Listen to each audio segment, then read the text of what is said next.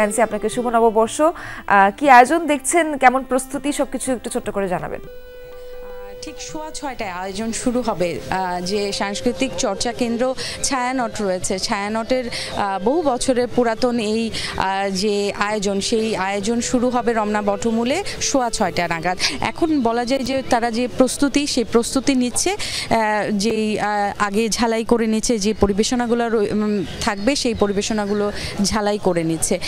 একটু জানাতে চাই যে এখানে কিন্তু সর্বস্তরের মানুষ আসতে শুরু করেছে এবং আস্তে আস্তে কিন্তু রমনার বটমূলের যে ছায়াতলে সব বাঙালি একসাথে উৎসবে মেতে ওঠার যে প্রয়াস, সেই প্রয়াসে সবাই এসেছে। নতুন বর্ষকে বরণ করে নিবে, সেই বরণের আশাই কিন্তু রয়েছে। একটু জানাতে চাই যে এবার কিন্তু ছায়ানটের আর যে প্রতিপাদ্য বিষয় আমার মুক্তি আলোয় আলোয়, এই প্রতিপাদ্য বিষয়কে মাথায় রেখে সাজানো হয়েছে তাদের পরিবেশনা। সবে কিন্তু ভোরের আলো ফুটেছে কিছুক্ষণ আগে, নতুন দিনের নতুন প্রভাতে সেই আলোকেই আহ্বান জানানো হবে ভৈরবী রাগালাপ দিয়ে। শুরুতে আমরা যতটুকু জানতে পেরেছি, রমনা বটমূলে প্রতি বছরের মতো বাংলা নতুন যে বছর, সেই বছরকে স্বাগত জানাতে সূর্য ওঠার আগেই কিন্তু প্রস্তুত হয় যে সাংস্কৃতিক চর্চা কেন্দ্র ছায়ানটের শিল্পীরা রয়েছে, সেই শিল্পীরা প্রস্তুত হয়ে যায়। ভৈরবীর আগে সুর ছড়িয়ে কিন্তু এই যে আয়োজন, সেই আয়োজন কিছুক্ষণের মধ্যেই শুরু হবে। তারা কিন্তু একদম প্রস্তুত। আপনারা হয়তো ছবিতে দেখতে পাচ্ছেন যে রমনার যে বট মূল রয়েছে, বটের ছায়াতলে, সেই ছায়াতলে সাদা শাড়ি, লাল পাড়ের যে স্রোত, এবং ছেলেরা পাঞ্জাবি, লাল পাঞ্জাবিতে সেজেছে এবং একেবারে বাদ্যযন্ত্র নিয়ে সবাই প্রস্তুত। কিছুক্ষণের মধ্যেই শুরু হবে সেই যে আয়োজন, সেই আয়োজন।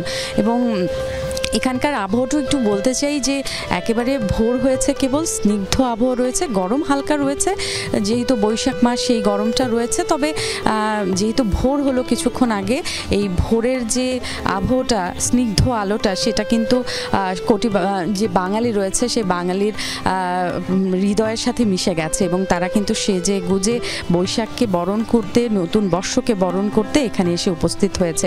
আস্তে আস্তে ভরে উঠছে রমনার যে বটমূলের যে সবার জন্য যে আয়োজন রয়েছে, সেই আয়োজনের যে জায়গাটি, সেটা ভরে উঠছে। সকল মানুষ, সর্বস্তরের মানুষ কিন্তু আসছে। এবং নিরাপত্তার কথা একটু বলতে চাই। নিরাপত্তা বেষ্টনী পার হয়ে অনেকগুলো রাস্তা যেহেতু বন্ধ করে দেওয়া হয়েছে নিরাপত্তার কারণে, সেই রাস্তাগুলো তারা হেঁটে আসছে এবং তাদের মধ্যে কিন্তু এতটুকু ভ্রুক্ষেপ নেই যে কি কারণে হেঁটে আসছে। তারা সেই উৎসবে সামিল হবে, সেই উৎসবকে সামনে রেখেই কিন্তু আসলে বাঙালি একদল বাঙালি যারা উৎসব মুখর, তারা সেই রমনা বটমূলে, রমনার ছায়াতলে আসছে। প্রকৃতিও যেন আপন সুরে গাইছে, পাখি ডাকছে, বাতাস বইছে, একটা স্নিগ্ধ পরিবেশ এখানে বিরাজ করছে। কিছুক্ষণের মধ্যে শুরু হলে নিশ্চয়ই সুরের মাধুরী বিরাজ করবে যখন, তখন এই আবহাওয়া আরও চমৎকার হয়ে উঠবে। সব বয়সীরাই সেই মাধুরীতে মেতে উঠতে দলে দলে যোগ দিচ্ছে। এবং একটা কথা, রমনার সবুজের ভেতর কিন্তু উজ্জ্বল হয়ে উঠেছে লাল সাদা রঙের সেই স্রোত।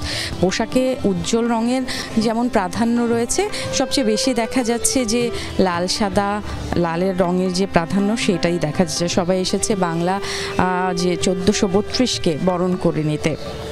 তারা আজকে গান শুনবেন, কবিতা শুনবেন, আপনজনের সাথে ছবি তুলে সেই মুহূর্তগুলো ধরে রাখার চেষ্টা করবেন। একটু জানাতে চাই যে দেশের ঐতিহ্যবাহী সাংস্কৃতিক সংস্থা এই ছায়ানট কিন্তু 1967 সাল থেকে রমনার এই বটমূলে পহেলা বৈশাখে বর্ষবরণের আয়োজন করে আসছে। আর তাদের আমি একটু আগে জানাচ্ছিলাম, তাদের অনুষ্ঠানের মূল বার্তা এবার হবে আমার মুক্তি আলোয় আলোয়।